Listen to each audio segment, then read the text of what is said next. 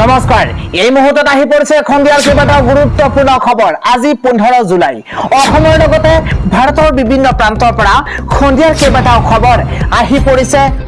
এই মুহূৰ্তে জনাই আছো এটা গুৰুত্বপূৰ্ণ খবৰ। সদনৰ পৰা আজি বহিষ্কাৰ কৰা হৈছে বিধায়ক অখিল গগৈ। মাৰ্চেল লগাই আজি সদনৰ পৰা বহিষ্কাৰ কৰা হৈছে অখিল গগৈ। অখিল গগৈ কৈছে খেদা খালো, খেদা খাই আজি ওলাই আহিলো, মুখত কলা কাপোৰ মাৰি এইদৰে আজি বিধানসভাৰ পৰা প্ৰতিবাদ কৰি ওলাই আহিছে আজি বিধায়ক অখিল গগৈ। ইফালে অখিল গগৈক টাৰ্গেট কৰি হিমন্ত বিশ্ব শৰ্মা ডাঙৰ মন্তব্য কৰিছে। ক্ষমা কৰিব, মুখ্যমন্ত্ৰী হিমন্ত বিশ্ব শৰ্মাই কৈছে যে অখিল গগৈ সদনত কিয় এটা এণ্টাৰটেইনমেণ্ট বিষয় হ'ব খোজে। এদিন কলা কাপোৰ পিন্ধি ভুতুমকৈ সোমাই আহিছিল, কিয় আহিল মই ধৰিবই নোৱাৰিলো। দুয়োজনক একেলগে থাকিলে পিন্টু মিন্টু যেন লাগে। মুখ্যমন্ত্ৰীৰ বাখৰৰ মাজতে অখিল গগৈয়ে মাত মতাৰ পাছতে হিমন্ত বিশ্ব শৰ্মাই কটাক্ষ কৰিছে অখিল গগৈক। মুখ্যমন্ত্ৰীগৰাকীয়ে কৈছে যে চেণ্ডেল পিন্ধি অহা বিধায়কে নামঘৰত 1.5 লাখ টকা কেনেকৈ দিব পাৰে। অৰুণোদয় বিৰোধিতা কৰি নিৰ্বাচন জিকিবলৈ গাঁৱৰ নামঘৰত ধন বিলাই তেওঁ। চেণ্ডেল পিন্ধা বিধায়কে ইমান টকা ক'ত পালে প্ৰশ্ন উত্থাপন কৰিছে মুখ্যমন্ত্ৰী হিমন্ত বিশ্ব শৰ্মাই। আজি সদনত অখিল গগৈক নীতি শিক্ষা দিছে মুখ্যমন্ত্ৰী হিমন্ত বিশ্ব শৰ্মাই। মই 102 গৰাকী নেতা, মই বেছি সময় পামেই। ভাষণৰ মাজত বাধা দিয়াটো অখিল গগৈ অভ্যাস বুলি তেওঁ মন্তব্য কৰিছে। মোক অসুবিধা দিলে মই 3 ঘণ্টা কম। অখিল গগৈয়ে মাজত কলে পিন্টু মিন্টু যেন লাগে। সদনত অখিল গগৈক নীতি শিক্ষা দিছে ৰাজ্যৰ মুখ্যমন্ত্ৰী হিমন্ত বিশ্ব শৰ্মাই। ইফালে গুৱাহাটীৰ বান সন্দৰ্ভত আজি ডাঙৰ মন্তব্য কৰিছে বিধায়ক প্ৰদ্যুৎ বৰদলৈয়ে। বিধায়ক প্ৰদ্যুৎ বৰদলৈয়ে কৈছে গুৱাহাটীৰ বানপানীৰ লগত সহাৱস্থান কৰিবই লাগিব, কিয়নো 1973 চনতো গুৱাহাটীত কৃত্ৰিম বান হৈছিল। এতিয়া কপৌ ফুলৰ ৰগেৰে গুৱাহাটীক আটকধুনীয়া কৰা হ'ব। আহোম যুগৰ দিনৰে পৰা বেঙুনীয়া ৰং ব্যৱহাৰ হৈ আহিছে, এই মন্তব্য কৰিছে বিধায়ক প্ৰদ্যুৎ বৰদলৈয়ে। জুবিন গাৰ্গৰ পত্নী গৰিমা শইকীয়া গাৰ্গে আজি ডাঙৰ মন্তব্য কৰি কৈছে যে জুবিনৰ অনুপ্ৰেৰণা অবিহনে মই এনেদৰে টং ধৰি উঠিব নোৱাৰিলোহেঁতেন। হয়তো সেইবাবেই মই আজি চকুলো ঢুকিব নিবিচাৰো। জুবিনে ভাল পোৱা কামৰ মাজেৰে বৰ অসম গঢ়াৰ সপোন পূৰণ কৰিম বুলি মন্তব্য কৰিছে প্ৰাণৰ শিল্পীগৰাকীৰ পত্নী গৰিমা শইকীয়া গাৰ্গে। ইফালে সদনত ৰাজ্যক উদ্দেশ্যি মুখ্যমন্ত্ৰীৰ বিস্ফোৰক মন্তব্য। বৰষুণ পাবলৈ আমি সূৰ্যৰ প্ৰচণ্ড উত্তাপ সহিবই লাগিব। ৰাজ্যৰ জনতাই কপালৰ ঘাম মাটিত পেলাই ৰাজ্যলৈ পুঁজি আনিবই লাগিব। অন্য ৰাজ্যত কোটি কোটি টকাৰ বিনিয়োগ আহিলে নিশা মোৰ টোপনি নাহে। সদনত ৰাজ্যক উদ্দেশ্যি মুখ্যমন্ত্ৰী হিমন্ত বিশ্ব শৰ্মাই এক বিস্ফোৰক মন্তব্য কৰিছে। ইফালে মুখ্যমন্ত্ৰীগৰাকীয়ে কৈছে যে ফ্লাইঅভাৰ বনাবলৈ নিদিয়ে, আকৌ ফ্লাইঅভাৰ হলে পিছত একেখিনি মানুহেই ছবি আঁকিবলৈ আহে। আমি অসমখনক ভাল পাবলৈ শিকিব লাগিব। অৰুণাচলৰ জনতাই চৰকাৰক সহযোগ কৰে আৰু অসমত এইদৰে প্ৰশ্ন উত্থাপন কৰিছে। অসমত উন্নয়নৰ কোনে বাধা দি থকাৰ কথা ক'লে মুখ্যমন্ত্ৰীয়ে। অসমৰ উন্নয়নত কোনে বাধা দি থকাৰ কথা উপকীয়াকৈ উত্থাপন কৰিছে ৰাজ্যৰ মুখ্যমন্ত্ৰীগৰাকীয়ে। কাজিৰঙাত 5 তাৰকা হোটেল হলে বিৰোধিতা কৰে। বেলেগ ৰাজ্যত পাৰ্কৰ ভিতৰত 5 তাৰকা হোটেল বনাইছে। গুজৰাটৰ বনাঞ্চলৰ ভিতৰত 5 তাৰকা হোটেল হৈছে। অসমত এখন 5 ষ্টাৰ বনাবলৈ মই সংগ্ৰাম কৰিবলগীয়া হৈছে। কাজিৰঙাত 5 ষ্টাৰ হোটেলৰ বিৰোধিতা কৰাকৈ সদনত ক্ষোভ উজাৰিছে ৰাজ্যৰ মুখ্যমন্ত্ৰী হিমন্ত বিশ্ব শৰ্মাই। ইফালে ৰাজীৱ গান্ধীৰ দিনত ৰাইজলৈ 100 টকা পঠিয়ালে, হিতাধিকাৰীয়ে 10 টকাহে পায়। অৰুণোদয় আঁচনিয়ে অসমত দৰিদ্ৰতাৰ সংখ্যা হ্ৰাস কৰিছে। 70 বছৰে অসমত দৰিদ্ৰতাৰ হাৰ হ্ৰাস কৰাত ফেইল হৈছে কংগ্ৰেছ। অসমত দৰিদ্ৰতাৰ সংখ্যাক লৈ ডাঙৰ মন্তব্য কৰিছে ৰাজ্যৰ মুখ্যমন্ত্ৰী হিমন্ত বিশ্ব শৰ্মাই। ইফালে মুখ্যমন্ত্ৰীগৰাকীয়ে কৈছে যে আগন্তুক 5 বছৰত অসমত আমি ধুমুহাৰ গতিতে কাম কৰিম। বিৰোধীয়ে বাধাৰ প্ৰাচীৰ সৃষ্টি কৰিব। অসমৰ ৰাইজৰ আশীৰ্বাদত আমি সেই বাধাৰ প্ৰাচীৰ ভাঙি চুৰমাৰ কৰি দিম। প্ৰত্যাহ্বানৰ বাবে আমি ভয় নকৰো, আমি সম্পূৰ্ণৰূপে সাজু হৈ আছো। এইদৰে মুখ্যমন্ত্ৰী হিমন্ত বিশ্ব শৰ্মাই মন্তব্য কৰা পৰিলক্ষিত হৈছে। অসমৰ উন্নতিৰ বিৰোধিতা কৰা সকলক লৈ মুখ্যমন্ত্ৰীৰ বাৰ্তা। মুখ্যমন্ত্ৰীগৰাকীয়ে কৈছে যে আগন্তুক 5 বছৰতে অসমত আমি ধুমুহাৰ গতিতে কাম কৰিম। আমাক কোনেও বাধা দিব নোৱাৰে। বিৰোধীয়ে যিমান বাধা দিয়ে সেয়া আমি চুৰমাৰ কৰিম বুলি মন্তব্য কৰিছে। প্ৰত্যাহ্বানৰ মাজতে আমি আগুৱাই যাম, আমি ভয় নকৰো। এইদৰে উন্নতিৰ বিৰোধিতা কৰা সকলক লৈ এইদৰে মুখ্যমন্ত্ৰীৰ এক বাৰ্তা।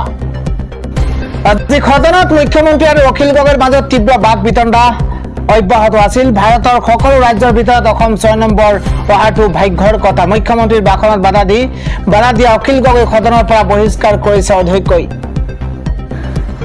বিজেপি চৰকাৰখনক ক্ষুদ্ৰ সমালোচনা কৰিছে। বিজেপি চৰকাৰখনক কৈছে এখন বিজেপি চৰকাৰ, এইখন লুণ্ঠনকাৰী চৰকাৰ।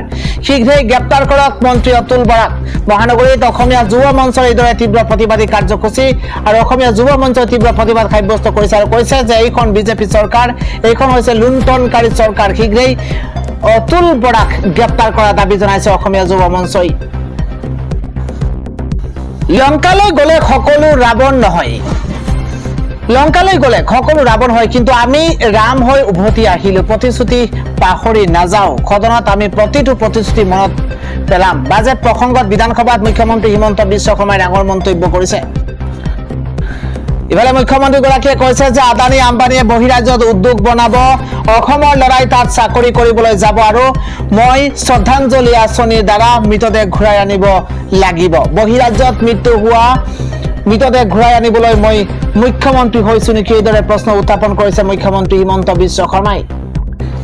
ইফালে মুখ্যমন্ত্ৰীগৰাকীয়ে কৈছে যে মাজে মাজে খোৰাক দি থাকিব, নহলে ডাল হৈ যাব। বিধানসভাত হিমন্ত বিশ্ব শৰ্মাৰ কটাক্ষ। অসম বিধানসভাত অখিল গগৈক লক্ষ্য কৰি মুখ্যমন্ত্ৰী হিমন্ত বিশ্ব শৰ্মাই কয় যে মই আগতে ফেচবুকত লিখি থৈছে,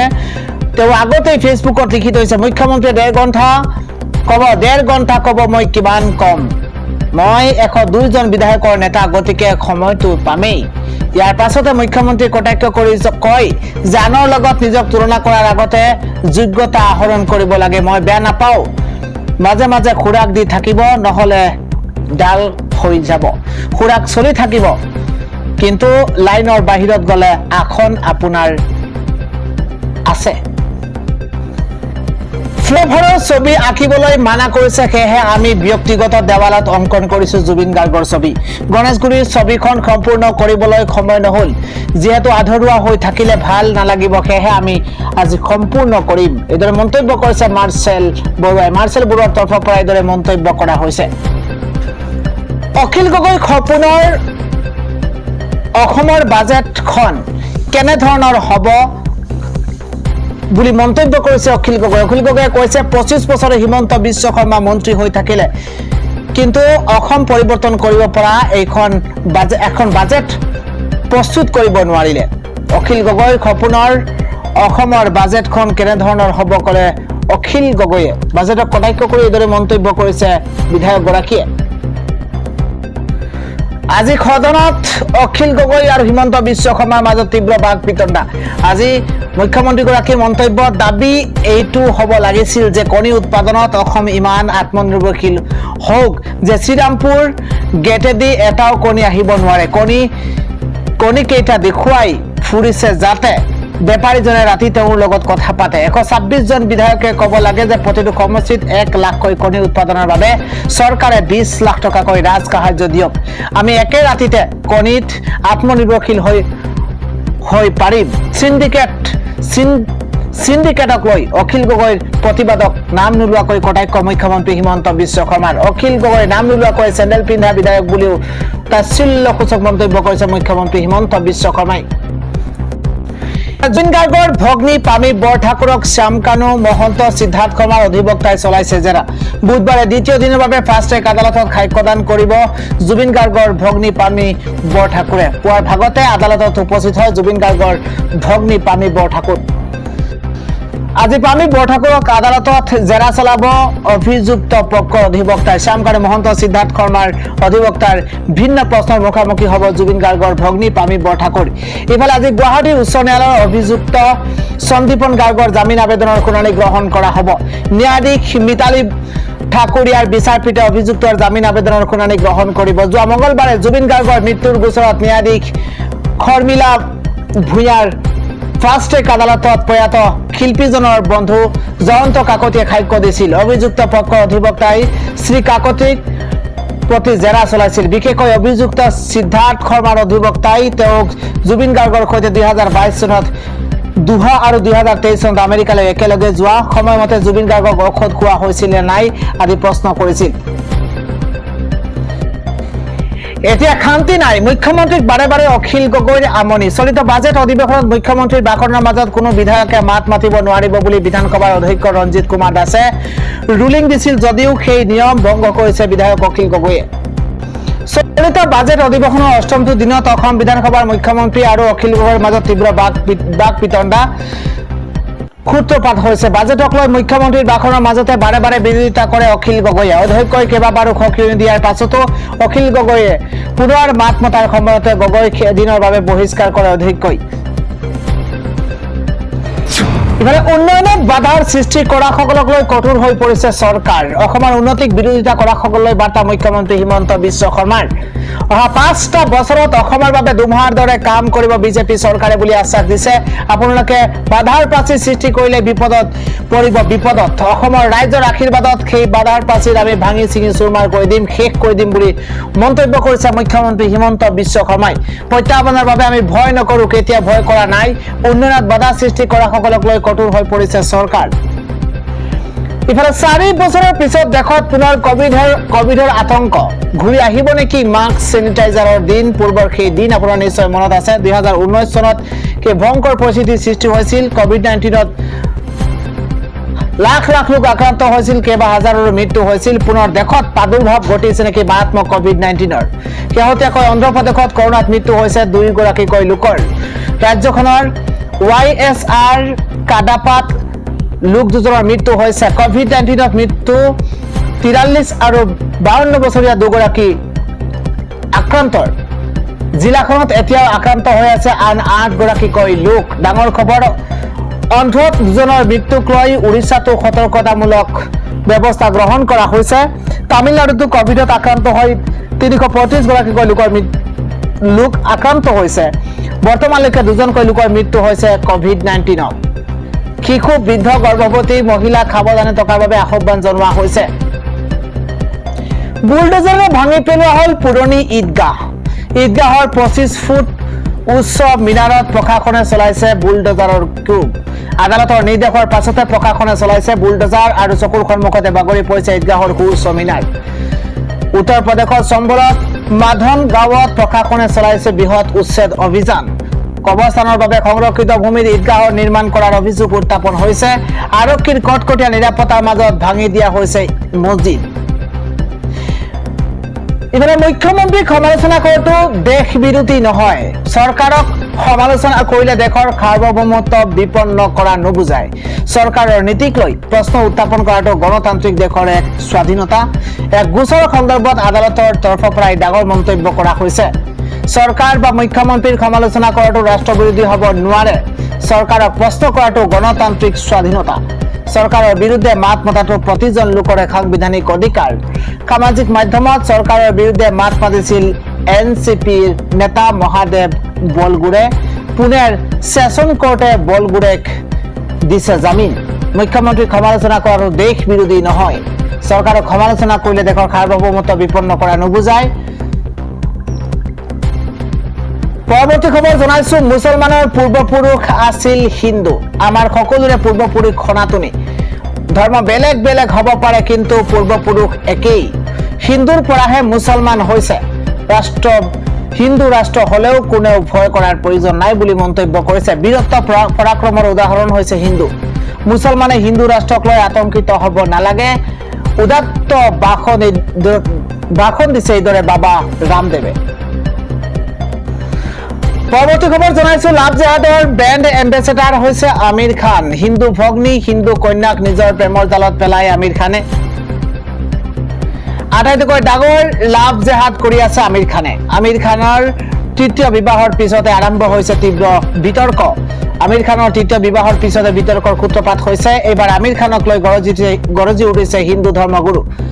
আমিৰ খানক যিয়ে হত্যা কৰিব 5 কোটি টকাৰ পুৰস্কাৰ পাব, এইদৰে ঘোষণা হিন্দু ধৰ্মগুৰু পৰম হংস আচাৰ্যৰ। আমিৰ খানৰ বয়স হৈছে, কিন্তু সেই বয়সত আমিৰ খানে লাভ জেহাদৰ বাৰ্তা দি আছে। আমিৰ খানৰ দৰে মানুহক য'তেই লগ পোৱা যায় তাতেই শেষ কৰি দিব লাগে বুলি মন্তব্য কৰিছে। সমাজত আটাইতকৈ ডাঙৰ অপৰাধী হৈছে আমিৰ খান। আমিৰ খানৰ দৰে মানুহে লাভ জেহাদৰ প্ৰচাৰৰ বাবে ভয়ংকৰ ষড়যন্ত্ৰ কৰিছে। আমিৰৰ দৰে 100-200 লাভ জেহাদী শেষ কৰিলে লাভ জেহাদ বন্ধ হ'ব। লাভ জেহাদৰ ব্ৰেণ্ড এম্বেচাডাৰ হৈছে আমিৰ খান, এইদৰে মন্তব্য কৰিছে। বিধানসভাত হিন্দীত উদাত্ত ভাষণ বিজয় কুমাৰ গুপ্তাৰ। ডাঙৰ খবৰ আন এটা জনাইছো, হিন্দীত ভাষণ দিয়া প্ৰথমগৰাকী বিধায়ক বিজয় কুমাৰ গুপ্তা। ৰাজ্য চৰকাৰৰ প্ৰশংসা কৰি ভাষণ মধ্য গুৱাহাটীৰ বিধায়ক বিজয় গুপ্তাৰ। অসম বাজেটে বিকশিত অসম সুৰক্ষিত অসমক প্ৰতিষ্ঠা কৰিছে। মুখ্যমন্ত্ৰী হিমন্ত বিশ্ব শৰ্মাৰ নেতৃত্বত দ্ৰুতগতিত উন্নয়ন হৈছে। বিধানসভাত হিন্দীত উদাত্ত ভাষণ বিজয় কুমাৰ গুপ্তাৰ। হিন্দীত ভাষণ দিয়া প্ৰথমগৰাকী বিধায়ক হৈছে বিজয় কুমাৰ গুপ্তা। অসম বিধানসভাত মুখ্যমন্ত্ৰী ডক্টৰ হিমন্ত বিশ্ব শৰ্মাই ৰাজ্যৰ ৰাজহ প্ৰশাসন পুনৰ গঠনৰ ক্ষেত্ৰতে গুৰুত্বপূৰ্ণ ঘোষণা কৰিছে। তেওঁ স্পষ্টকৈ কয় যে আগন্তুক সময়ত পঞ্চায়তৰ সীমাৰ দৰে প্ৰতিটো বিধানসভা সমষ্টিৰ ভিতৰতে সংশ্লিষ্ট ৰাজচক্ৰ থাকিব। যিসমূহ সমষ্টিত নিজা ৰাজচক্ৰ নাই সেইসমূহত নতুনকৈ ৰাজচক্ৰ গঠন কৰা হ'ব। এই সিদ্ধান্তৰ মূল উদ্দেশ্য হৈছে ৰাজহ প্ৰশাসনক অধিক সুসংগঠিত, জবাবদিহিমূলক আৰু জনমুখী কৰি তোলা। মুখ্যমন্ত্ৰীয়ে সদনত জনোৱা মতে বৰ্তমান অসমৰ বহু সমষ্টিত ৰাজচক্ৰৰ ভৌগোলিক সীমা বিধানসভা সমষ্টিৰ সীমাৰ সৈতে মিল নাথাকে। ফলত ভূমি সম্পৰ্কীয় কাম-কাজ, খাজনা নামজাৰি, পট্টা, দুৰ্যোগ ব্যৱস্থাপনা, নিৰ্বাচনী প্ৰস্তুতি, চৰকাৰী আঁচনিৰ ৰূপায়ণ আদিত প্ৰশাসনিক জটিলতাৰ সৃষ্টি হয়। এই অসুবিধা দূৰ কৰাৰ উদ্দেশ্যে চৰকাৰে 108টা বিধানসভা সমষ্টিৰ ৰাজচক্ৰৰ সমষ্টিৰ সীমাৰ সৈতে সমন্বয় কৰাৰ সিদ্ধান্ত গ্ৰহণ কৰিছে। লগতে ৰাজচক্ৰবিহীন 14টা বিধানসভা সমষ্টিত একোটাকৈ নতুন ৰাজচক্ৰ স্থাপন কৰা হ'ব বুলি মন্তব্য কৰিছে। মুখ্যমন্ত্ৰীয়ে সদনত এইটোৱে জানিবলৈ দিছে যে ৰাজচক্ৰ নথকা সমষ্টিসমূহৰ তালিকা ইতিমধ্যে প্ৰস্তুত কৰা হৈছে। যে সকলো জিলা আয়ুক্তলৈ এই সন্দৰ্ভত প্ৰয়োজনীয় নিৰ্দেশনা জাৰি কৰা হৈছে। বৰ্তমান বান পৰিস্থিতিৰ বাবে কিছু কাম বিলম্বিত হৈছে যদিও বান পৰিস্থিতি স্বাভাৱিক হোৱাৰ এসপ্তাহৰ ভিতৰতে প্ৰথম পৰ্যায়ৰ কাম সম্পূৰ্ণ কৰিবলৈ চৰকাৰে নিৰ্দেশ দিছে। তেওঁ কয় যে এই সমগ্ৰ প্ৰক্ৰিয়াটো চৰকাৰে তাৎক্ষণিকভাৱে আৰম্ভ কৰিছে আৰু ইয়াক অগ্ৰাধিকাৰৰ ভিত্তিত সম্পন্ন কৰা হ'ব বুলি মন্তব্য কৰিছে মুখ্যমন্ত্ৰীগৰাকীয়ে।